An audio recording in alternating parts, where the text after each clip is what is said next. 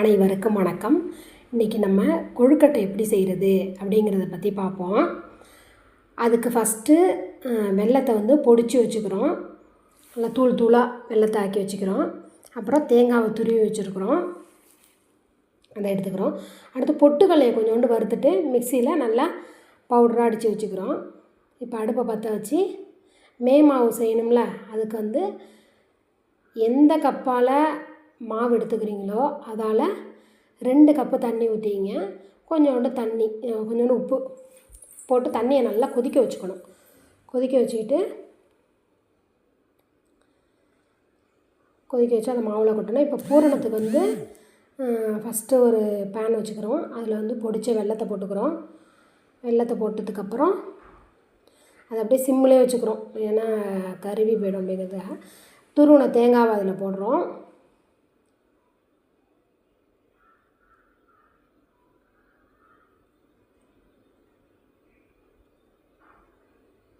தேங்காவை போட்டு நல்லா கிண்டிக்கிட்டு இருக்கோம். அந்த வெல்லத்தோடு அது அப்படியே நல்லா மிங்கிள் ஆகிடும். கிண்டிக்கிட்டே இருக்கும். இது சாதா மாவு தான், அதாவது பச்சரிசியை நல்லா கிளஞ்சி காய வச்சுட்டு மிஷினில் கொடுத்து அரைச்ச மாவு தான். அதுவே நல்லா சாஃப்டாக இருக்கும். அதில் வேறு எதுவுமே நீங்கள் சேர்க்க வேணாம். மைதா மாவு, அதெல்லாம் கோதுமை மாவு எதுவுமே நீங்கள் சேர்க்க வேணாம். வெறும் பச்சரிசி மாவே போதும்.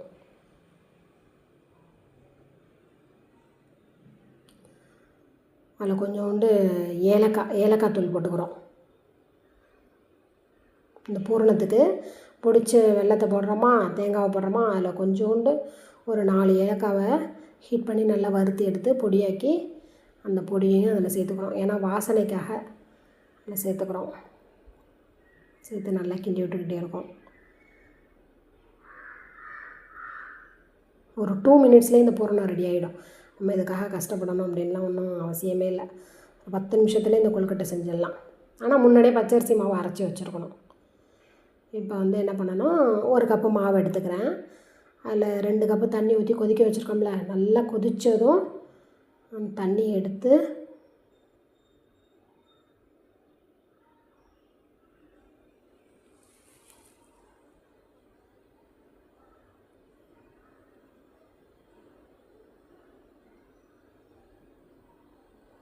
அந்த தண்ணியை எடுத்து மாவில் ஊற்றிக்கிறோம்.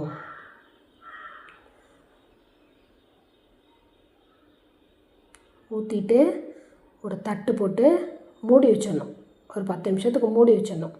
அப்போ தான் மாவு நல்லா சாஃப்டாக இருக்கும். மூடி வச்சதுக்கப்புறம் இந்த பக்கம் பூரணத்தை பார்த்திங்கன்னா அதுக்குள்ளே இது ரெடியாக இருக்கும்.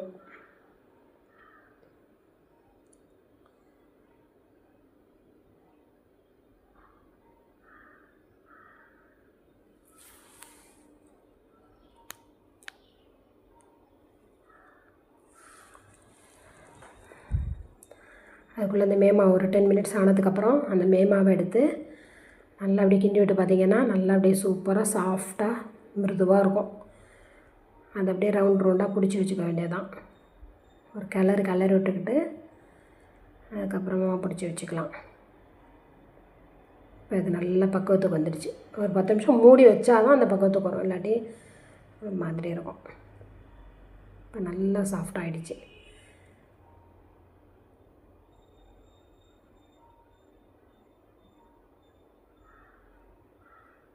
அதுக்குள்ளே அந்த பூரணமும் ரெடி ஆகிடுச்சு.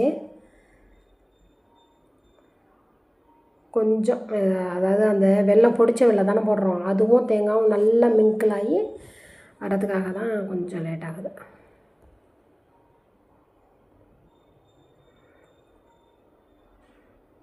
இப்போ இந்த தேங்காயும் வெல்லமும் நல்லா மெர்ஜ் ஆகுறப்ப நம்ம அரைச்சி வச்சுருக்க பொட்டுக்கடலை மாவை அதில் தூவிக்கணும். சில பேர் கடலப்பருப்பு வேக வச்சு கடலப்பருப்பு பூரணமும் செய்வாங்க. சில பேர் கடலப்பருப்பு ஒத்துக்கலாம்பாங்க, வயிறு கலக்கிற மாதிரி இருக்குது அப்படிம்பாங்க. அவங்க பொட்டுக்கடலை சேர்த்துக்கலாம். பொட்டுக்கடலை மாவை கொஞ்சம் லைட்டாக வறுத்துட்டு அரைச்சி வச்சுருக்கோம் மிக்சியில், அதை அதில் சேர்த்துக்கிறோம்.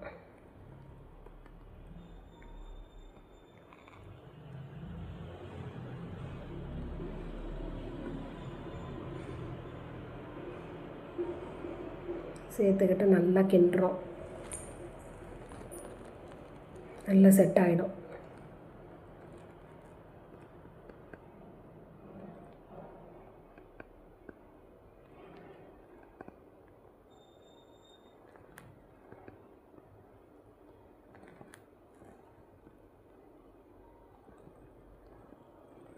இப்போ என்ன பண்ணுறோம், அந்த மேமாவை எடுத்து உருண்டை உருண்டையாக பிடிச்சி வச்சுக்கிறோம். கொஞ்சோண்டு எண்ணெயை தடவிக்கிட்டு உருண்டையாக பிடிச்சா நல்லா சூப்பராக வரும். கொஞ்சம் கூட பெசர் இல்லாமல் வரும்.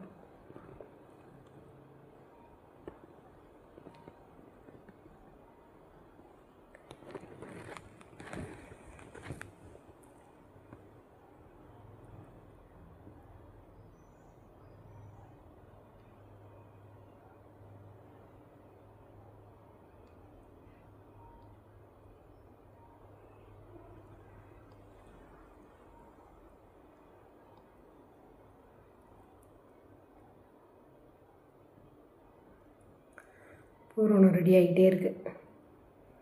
அடுப்பு வந்து சிம்மிலேயே இருக்குது. ஒரு 10 நிமிஷம் அதிலே போட்டிங்கன்னா தான் நல்லா. சில பேர் பாவு ஊற்றி அதெல்லாம் பண்ணுவாங்க. அந்த மாதிரி பாவெல்லாம் வைக்க வேண்டிய அவசியமே கிடையாது. வெல்லத்தை நல்லா தூளாக இடிச்சுக்கிட்டு அதில் தேங்காவை சேர்த்துக்கிட்டு கொஞ்சோண்டு பொட்டுக்கடலை மாவு. பொட்டுக்கடலை மாவு கூட சேர்க்காம சில பேர் தேங்காய் வெல்லத்தையும் மட்டுமே வச்சு செய்வாங்க. அந்த பூரணமும் சூப்பராக இருக்கும்.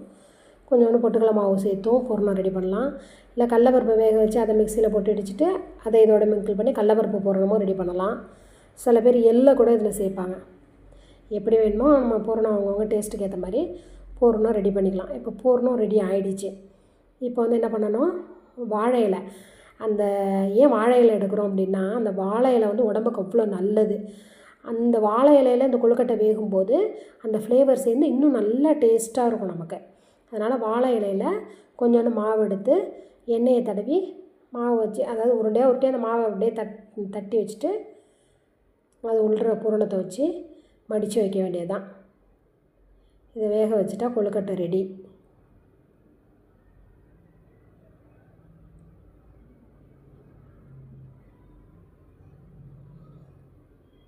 இதுமாரி தட்டி தட்டி ஒரு வாழை இலையில் வச்சுக்கிட்டிங்க அப்படின்னா, சில பேர் இந்த ப்ரெஷர் இருக்குல்ல, பூரி போடுவோம்ல, அது கூட யூஸ் பண்ணுவாங்க. அதெல்லாம் தேவையே இல்லை.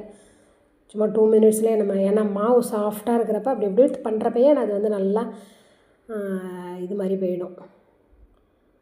நம்ம தட்டிட்டு அதில் அப்படியே பூரணத்தை வச்சு இட்லி பானையில் வச்சு வேக வச்சுட்டா கொழுக்கட்டை சூப்பராக இருக்கும். இந்த மாதிரி பூரணம் செஞ்சு பாருங்களேன், அப்படி ஒரு டேஸ்ட்டாக இருக்கும். செம்மையாக இருக்கும் இந்த டேஸ்ட்டு. கடலப்பருப்பு சேர்க்குறதை விட இந்த பூரணம் வந்து செம்ம டேஸ்ட்டாக இருக்கும். செஞ்சு பார்த்துட்டு சொல்லுங்கள்.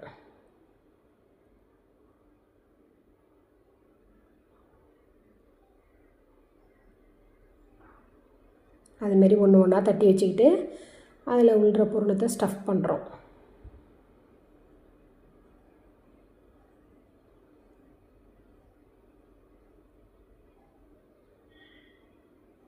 இப்போ என்ன பண்ணுறோம், இதை வந்து வேக வைக்கணும்.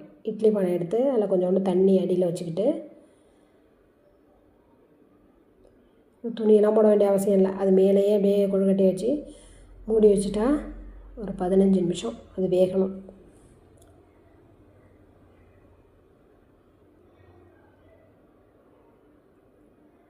வாழை இலையில் கொஞ்சோண்டு எண்ணெயை தடவி அந்த உருண்டையை வச்சாதான் அது நல்லா வரும்.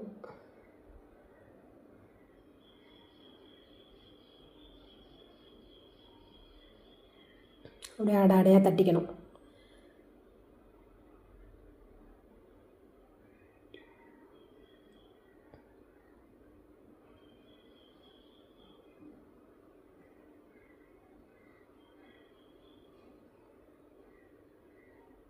சில பேர் பூசணி இலையில் கூட செய்வாங்க.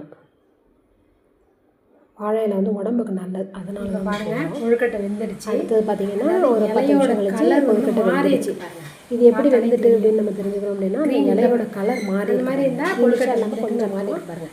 இப்படி இருந்தால் கொழுக்கட்டை தனியாகவே வந்துடும். நம்ம எடுக்க வேண்டிய அவசியமே இருக்காது. அதுவாகவே தனியாக விழுந்துடும். அர்த்தம் சுடுது, அதுவாகவே தனியாக கொழுக்கட்டையிலேருந்து விழுந்துடும். அது எப்படி சாஃப்டாக இருக்குது பாருங்கள். அப்படி பிச்சோம் அப்படின்னா அவ்வளோ ஒரு சாஃப்டாக சுவையான முடியல கொழுக்கட்டை ரெடி. எவ்வளோ சாஃப்டாக இருக்குது பாருங்கள். எல்லா கொழுக்கட்டை வந்து சூடான சுவையான எல்லா கொழுக்கட்டை வந்து நிமிஷம் வச்சு எவ்வளோ சாஃப்டாக இருக்குது பாருங்கள். இது மாதிரி வாழை இலையில் வச்சு செய்யும்போது சாஃப்டாக இருக்கும். இந்த கொழுக்கட்டை வந்து உடம்புக்கும் நல்லது. விநாயகர் சதுர்த்தியில் இந்த கொழுக்கட்டை வந்து செய்வாங்க எல்லோரும். ஒரு ஐதீகம். ஏன்னா பிள்ளையாருக்கு வந்து பிடித்த உணவு வந்து கொழுக்கட்டை தான். அதனால தான் கொழுக்கட்டை செய்கிறாங்க. கொழுக்கட்டை ரெடி. நீங்களும் செஞ்சு சாப்பிடலாம். வீடியோ பிடிச்சிருந்தா சப்ஸ்கிரைப் பண்ணுங்கள்.